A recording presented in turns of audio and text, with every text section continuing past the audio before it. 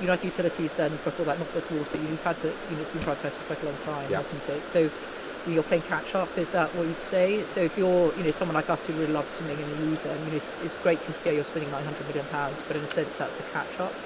So, where can you understand why the public feel so aggrieved the river when people say it's not safe to swim, where people are both upset that it's not safe to swim, but they're also thinking about the wildlife here as well. So how at the moment do you, for instance, justify that when we look at the income, the income that chief executives get, so it's just been released recently, it's about £10 million for England and Wales, and £4 million of that's United Utilities.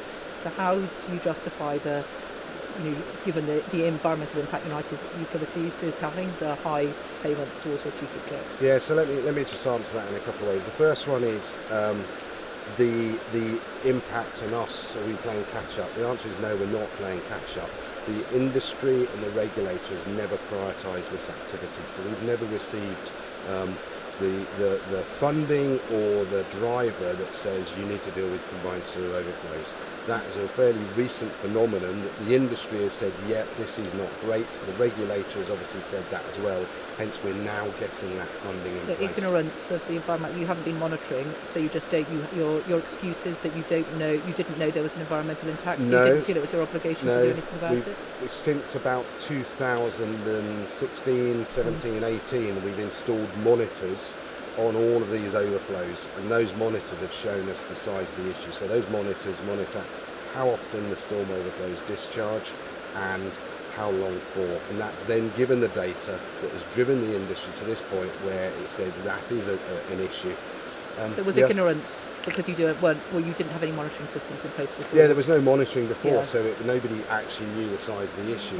And obviously some of these things, they're very much dependent on where they are. So as I said, some overflows do not discharge at all, others do. And the other thing I think we need to remember is that this is one particular impact, one issue that's going into the river. It's not just restricted to combined sewer overflows. There's a whole catchment approach that's needed here. Absolutely. So we need to work with others, the Environment Agency, the Rivers Trusts, farmers, industry, all of those to look at more broadly what can be done. Septic tank owners, yes. Yeah, we appreciate this is one. You can sort of say, you've got industry farming, or which farming in a sense, the subset, and then the septic tanks, and there were new rules on septic tanks recently. So because I live really close to the Eden, and we've upgraded our soak away and everything, with those new regulations. So I suppose it's the.